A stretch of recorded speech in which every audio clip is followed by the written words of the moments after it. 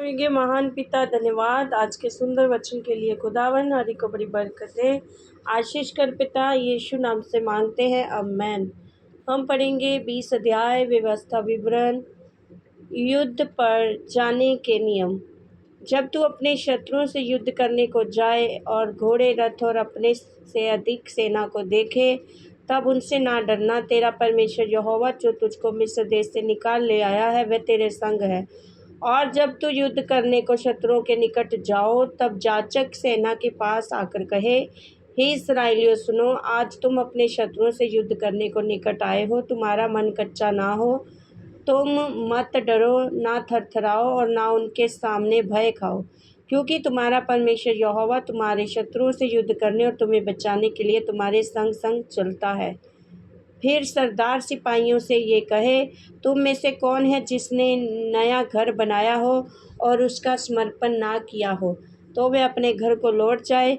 कहीं ऐसा ना हो कि वह युद्ध में मर जाए और दूसरा मनुष्य उसका समर्पण करे। और कौन है जिसने दाख की बारी लगाई हो परंतु उसके फल ना खाए हों, वह भी अपने घर को लौट जाए। ऐसा ना हो कि वह संग्राम में मारा जाए और दूसरा मनुष्य उसके फल खाए। फिर कौन है जिसने किसी स्त्री से ब्याह की बात लगाई हो परंतु उसको विवाह करके ना लाया हो, वह भी अपने घर को लौट जाए। ऐसा ना हो कि वह युद्ध में मारा जाए और दूसरा मनुष्य उससे विवाह कर ले। इसके अलावा सरदार सिपाहियों से ये भी कहे, कौन कौन मनुष्य है जो डरपोक और कच्चे मन का है, वह भी अपने घर को लौट जाए। ऐसा न हो कि उसकी देखा देखी उसके भाइयों का भी हियाव टूट जाए। और जब प्रधान सिपाहियों से ये कह चुके, तब उन पर प्रधानता करने के लिए सेनापतियों को नियुक्त करे। जब तू किसी नगर से युद्ध करने को उसके निकट जाए, तब पहले उससे संधि करने का समाचार दे। और यदि वे संधि करना स्वीकार करे और तेरे लिए अपने फाटक खोल दे, तब जितने उसमें हो सब तेरे अधीन होकर तेरे लिए बेगार करने वाले ठहरे। परंतु यदि वे तुझसे संधि ना करे परंतु तुझसे लड़ना चाहे, तो तू उस नगर को घेर लेना। और जब तेरा परमेश्वर यहोवा उसे तेरे हाथ में सौंप दे, तब उसमें से सब पुरुषों को तलवार से मार डालना। परंतु स्त्रियां और बाल बच्चों और पशु आदि जितनी लूट उस नगर में हो, उसे अपने लिए रख लेना। और तेरे शत्रुओं की लूट जो तेरा परमेश्वर यहोवा तुझे दे, उसे काम में लाना। इस प्रकार उस नगर से करना जो तुझसे बहुत दूर है और जो यहाँ की जातियों के नगर नहीं है, परंतु जो नगर इन लोगों के हैं, जिनका अधिकारी तेरा परमेश्वर यहोवा तुझको ठहराने पर है।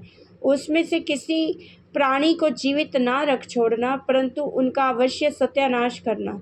अर्थात हित्तियों, अमोरियों, कनानियों, परिज्जियों, हिब्बियों, यबूसियों को, जैसे कि तेरे परमेश्वर ने तुझे आज्ञा दी है। ऐसा न हो कि जितने घिनौने काम वे अपने देवताओं की सेवा करने में करते आए हैं, वैसे ही करना तुझे भी सिखाए और तुम अपने परमेश्वर यहोवा के विरुद्ध पाप करने लगो।